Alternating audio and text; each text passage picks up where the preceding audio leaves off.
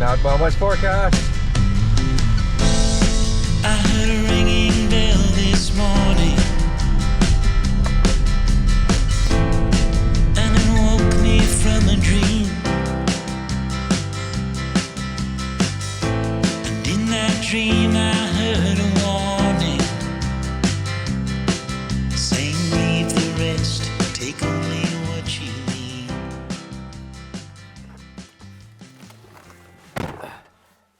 Whoa, there's a bee in here. Did you see that? Totally distracted now. What was I going to say for my... There's a lot of insects around here. Okay, so 6 months ago I was stood on this exact spot intending to climb that mountain. That is Mount Errigal, and apparently the views from the top, especially at sunset, are absolutely incredible. And I didn't get to climb it because the weather was too bad. I'm back on the 21st of June, 6 months later. This is the summer solstice, the longest day of the year. Sun will not set on that summit until after 10 p.m. tonight. So my plan is to be on that summit and capture that incredible sunset. I'm actually here for 3 days, staying in the van. So today I'm planning doing Errigal. Tomorrow I'm going to go explore Glenveagh National Park on my bike, and then maybe go and climb Muckish Mountain in the evening before finding hopefully a beach or somewhere near the coast where I can park up the van for the night. And then on Friday I'm going to go and explore a shipwreck. Let's go have an adventure, but before adventuring I'm hungry. Let's make a toasty.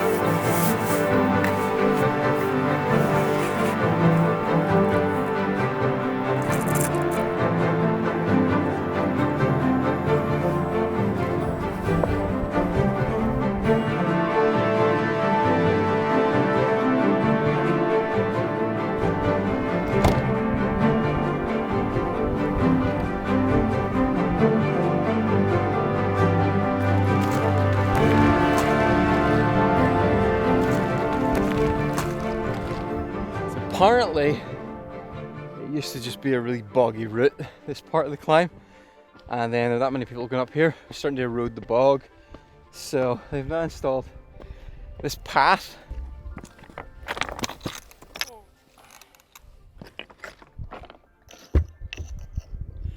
Sun's out, you can see all the way to the sea in that direction. Hi sheep! So I think I've now become an advocate for the late hike in summer. If you start hiking in the evening on a night when the sun doesn't set until 9 or 10 o'clock and you don't go out until about 4 or 5, the light starts warm and just gets warmer and warmer and warmer. It gets better as you hike. The hike looks better as you go. So that's the reason I think I now prefer hiking in the evenings and taking in the sunsets.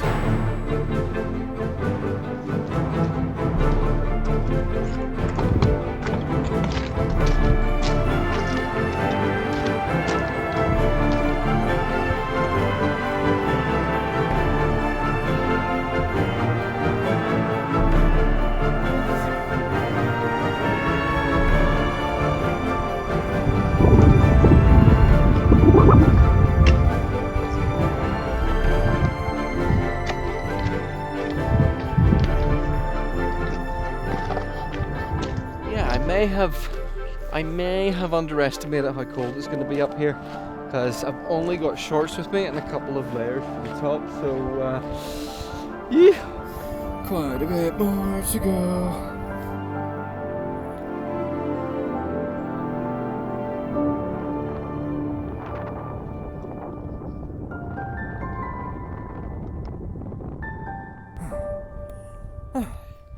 That's me up onto the ridge. Look down there, there's the church at the foot of the Poison Glen. And now, I just gotta do this bit.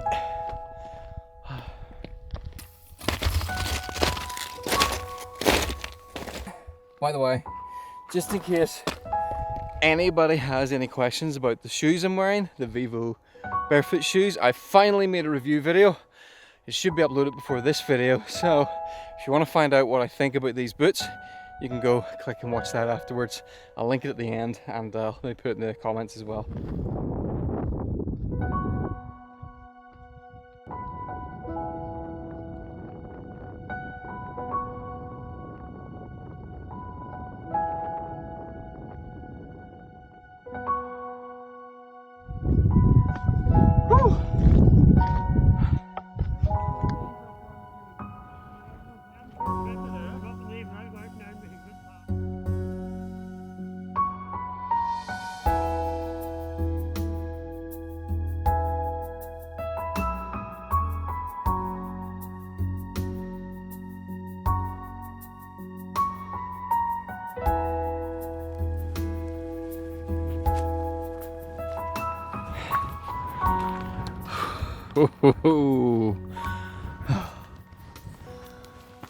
Now that is a view.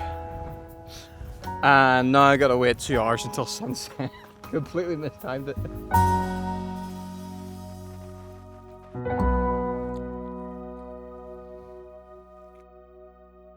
Oh no, I've just had a terrible accident. I've realised I have a hole in the crotch of my shorts. This is not a good look. I'm gonna be shuffling back up this mountain. I hope nobody saw that. I've passed so many people today.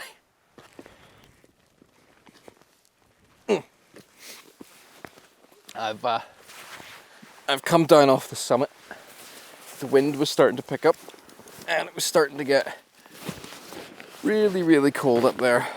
I really hope I'm gonna get a sunset. It's hard to tell. There's some low-lying clouds.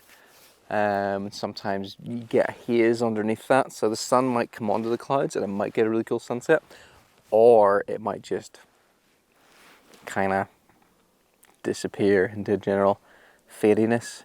Even if it doesn't, this has been totally worth it. But you know what? I actually nearly got back in the van 10 minutes after starting this hike. I don't know what it is, but it's probably it's related to the stuff I've talked about before. I think the like stressy type stuff that's been going on. But I sometimes get this we'll call it a depressive inertia at the start of a project. Now it happens to me in client jobs as well, but it also happens on projects I'm really excited about, things I want to do, that when it actually comes to like getting started, getting the cameras out, going on the hike, starting to shoot, I suddenly don't want to do it. It's like I just suddenly can't be bothered. I don't want to shoot, I don't want to film, I don't want to get the camera out, I don't want to set up shots, I don't want to get ready. And it's not just that I don't want to do it, I start to like physically feel weird. I feel like really tired and headachy, and it's not quite anxious, but like stressed, like pressure. I feel pressure.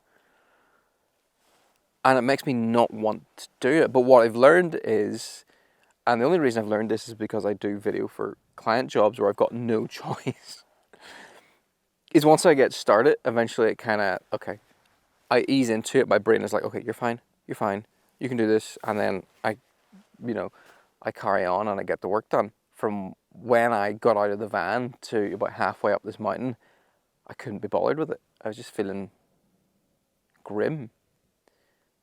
Even though I knew I had no reason to feel grim. I'm totally fine now, so it's not like I was sick. It's totally psychosomatic. Really weird. Not quite sure if there's a name for it. Stage fright? Stage fright? Maybe it's that. But anyway, I thought I'd mention it maybe to encourage someone who's maybe trying to make videos. And I know that in general, a lot of people feel like something a bit like that when they start making videos for the first time. You get to the location, you get to wherever it was you want to shoot, and so many people have a similar story. They get all the kit together, they stand there, and they suddenly feel incredibly self-conscious. Even if there's nobody there, you can feel self-conscious. It's bizarre. You can get a camera out in a completely empty forest, talk to it, and you feel really self-conscious and weird. But you push through that, it becomes better. But what often happens, people, is they get overwhelmed by that feeling, and they pack up and they go home. And I know that happens to people. So just so you know, it happens to me as well, and hopefully, or maybe if you're struggling to start to make videos, that will help. I've just noticed there's a really cool like ridgy thing over there, like a valley of rocks, and I think I could fly my drone up it. I might do that.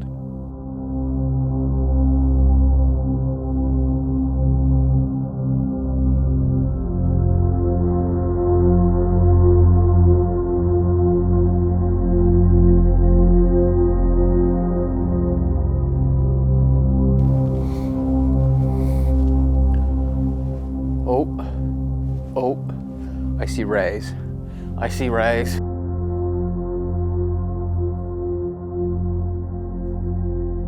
Okay, the clouds are clearing, the clouds are clearing. I need the clouds to continue to clear. This could be amazing. Look at that. That is incredible.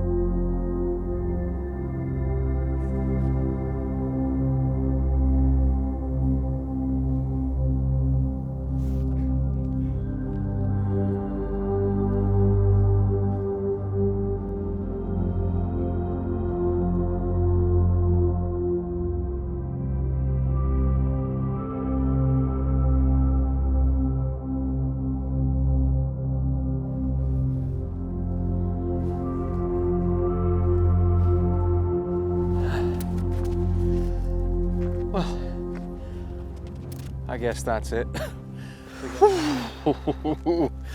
Oh, nearly. So close. I got a thin line of sun trying to break through the clouds, and there's just this pinprick of light that I could see all the way through to 10:26. It's crazy. The sunrise will be in about 5 hours. Somebody there asked me if I was going to wait until sunrise. No, I am not. It's freezing up here, and I'm going to try and get back down now before it gets too dark.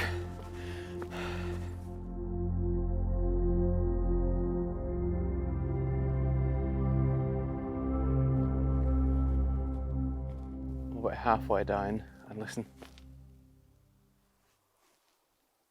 Okay, I can hear a car way down there, but it was completely silent a minute ago.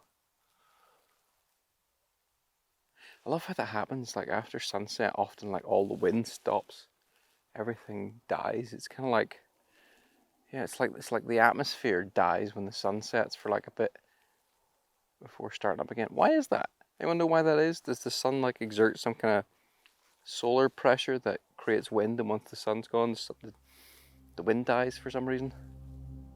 I don't know, but all I know is I need to get down here before it gets dark.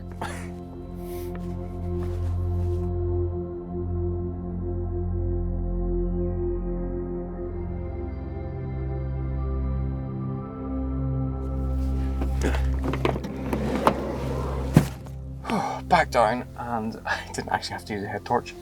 There was enough light in the sky that I could see. It's crazy.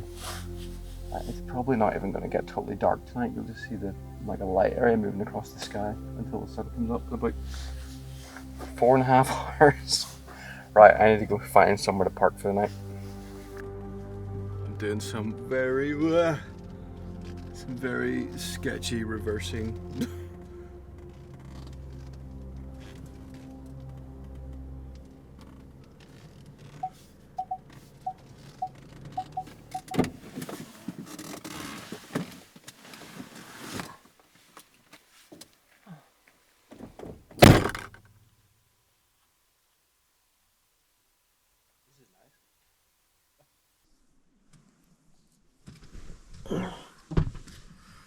Where am I?